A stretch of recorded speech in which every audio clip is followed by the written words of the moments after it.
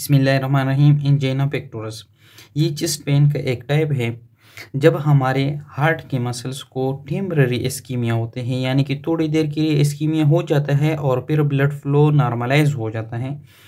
तो यहाँ पर जो हार्ट की सेल्स होती है, मायोकार्डियल सेल्स होती है, उनसे कुछ मॉलिक्यूल्स रिलीज हो जाती है, जिस तरह एडेनोसिन्स है, ब्रेडिकाइनिन है या कुछ और स्टिमुलेटरी मॉलिक्यूल्स होते हैं जो यहाँ के जो ऑटोनॉमिक नर्व्स होते हैं उनकी एंडिंग्स को स्टिमुलेट कर देते हैं, जिसकी वजह से हमारे चेस्ट में जो होता है एक टेम्परेरी पेन फील हो जाता है और फिर वो गायब हो जाता है थोड़ी देर बाद। इस पेन को हम क्या कहते हैं? Angina pectoralis. अब एंजाइना पेक्टोरस की तीन टाइप्स है। सबसे पहले आते हैं टिपिकल या स्टेबल एंजाइना। ये तब आता है जब हम कोई हार्ड वर्क करते हैं या एक्सरसाइज करते हैं तो हमारे हार्ट की बीट्स जो होते हैं वो इंक्रीज़ हो जाती हैं। जब हार्ट की बीट्स इंक्रीज़ हो जाती है, जिसको टेकिकार्डिया भी कहते हैं, तो इसके लिए हमारे हार्ट की जो रिक्वायरमेंट्स है न्यूट्रिएंट्स के और ऑक्सीजन के, वो इंक्रीज़ हो जाती हैं, जिसके लिए ब्लड फ्लो का ज़्यादा होना ज़रूरी होता है। चूँकि यहाँ पर क्या होता है, इस्कीमिया होता है, ब्लड फ्लो कम होता है, जिसकी वजह से यहाँ पर एक क्रशिंग और स्क्वीजिंग जैसे फीलिंग स्टार्ट हो जाते हैं, ऐसा पेन स्टार्ट हो जाता है। कौन सी रीजन में? सबस्टर्नम की रीजन में, यानी कि स्टर्नम की पीछे। और ये यहाँ से फिर रेडिएट होकर जाता है हमारे लेफ्ट आर्म की मीडियल साइड पर और लेफ्ट जा में जाते हैं, जिसको हम रिवर्ट पेन भी कह सकते हैं। सही है।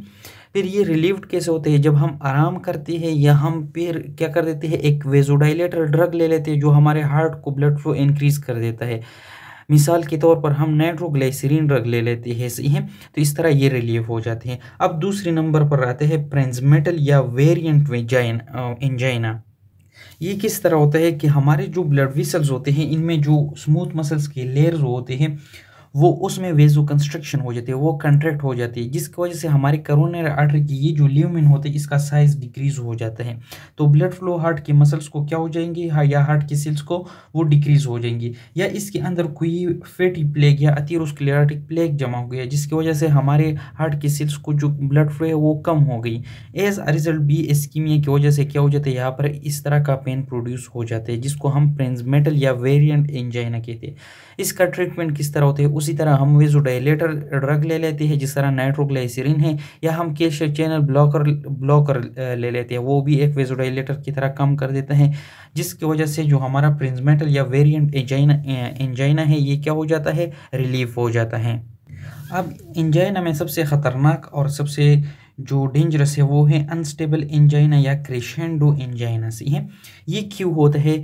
जब हमारे करोनरी आर्टरीज के अंदर ये प्लेग जो होता है ये रप्चर हो जाए और इसके ऊपर इस तरह थ्रोम्बस क्लॉट बन जाए और जो हमारे करोनरी आर्टरी की जो ल्यूमन होता है वो ऑलमोस्ट ब्लॉक करे और हमारे हार्ट के मसल्स को जो होते हैं या हमारे हार्ट की सेल्स को बहुत कम ब्लड मिले, बहुत कम न्यूट्रिएंट्स मिले, तो फिर रेस्ट के दौरान भी और कम वर्क के दौरान भी जो होता है एक बहुत इंटेंस पेन फील होता है हमारे चेस्ट के अंदर, या यहाँ पर बहुत ज़्यादा वेजो कंस्ट्रक्शन अगर हो जाए उस टाइम भी होता है। सही, लेकिन बहुत ज़्यादा जब हो जाता है। सही।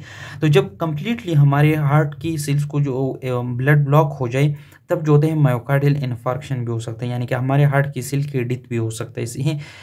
इसको हम क्या कहेंगे? अनस्टेबल एंजाइना या क्रेशेंडो एंजाइना। तो ये तीन टाइप्स थे एंजाइना पेक्टोरस के। अल्लाह हाफिज़।